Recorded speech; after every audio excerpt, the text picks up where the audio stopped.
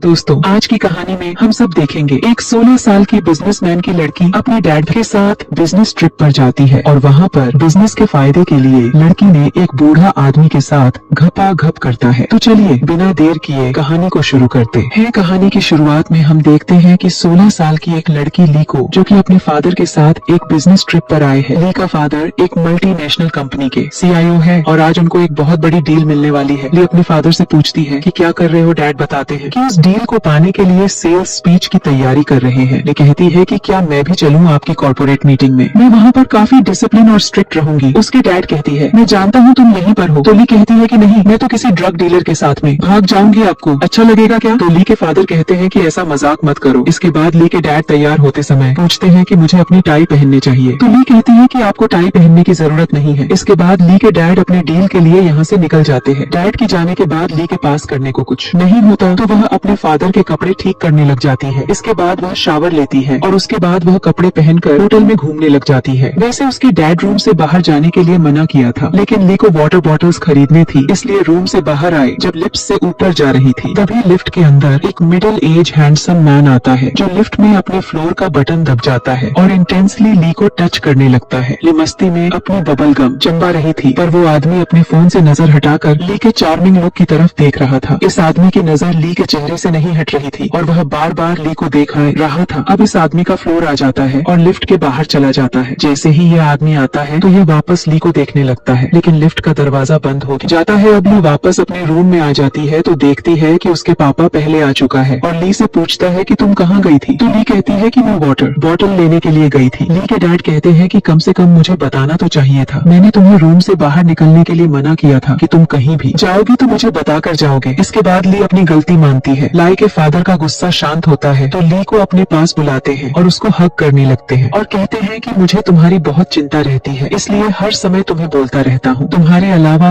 मेरा इस दुनिया में कोई भी नहीं है। ली भी इस बात को समझती है। ली के फादर बताती है कि होटल मैनेजमेंट ने डिनर रखा है, हम दोनों तैयार होकर कॉर्पोरेट डिनर के लिए निकलना चाहिए, नहीं तो देर हो जाएगी। वह कहते हैं कि तुम चेंज कर लो। इसके बाद ली चेंज करते हुए उनसे पूछती है कि आपकी मीटिंग कैसी रही, क्या डील आपको मिल जाएगी। ली के फादर ने जवाब नहीं देता और ली के ड्रेस की तारीफ करते हुए कहते हैं कि तुम बहुत खूबसूरत लग रही हो। वह कहता है कि नीचे चलो, अब उन लोगों से कॉन्ट्रैक्ट लेकर ही वापस आएंगे। ली के फादर ली को डिनर पार्टी में ले जाते हैं। ली के फादर डिनर पार्टी में क्रिस्टिन से हाथ मिलाती है और कहती है ये मेरी बेटी है। ली पहले से ही क्रिस्टिन से लिफ्ट में मिल चुकी थी। ली के डैड क्रिस्टीन को कहते हैं कि 1 मिनट है तुम्हारे पास, मुझे तुमसे बात करनी है। जिसके बाद दोनों वहाँ से जाने पड़ता है। ली अपने डैड को कहती है कि कॉन्ट्रैक्ट लेकर ही आना। डैड के जाने के बाद ली डिनर पार्टी में दूसरे लोगों से मिलने लगती है और वह देखता है कि परचेसिंग मैनेजर क्रिस्टीन से उसके डैड बातें कर रहा है और ऐसा लग रहा था कि उन दोनों के बीच कोई आर्गुमेंट हो रहा है। ये सब ली को बड़ा अजीब लगता है और ली अपने डैड के पास आता है, क्योंकि इस बातचीत में ली के डैड का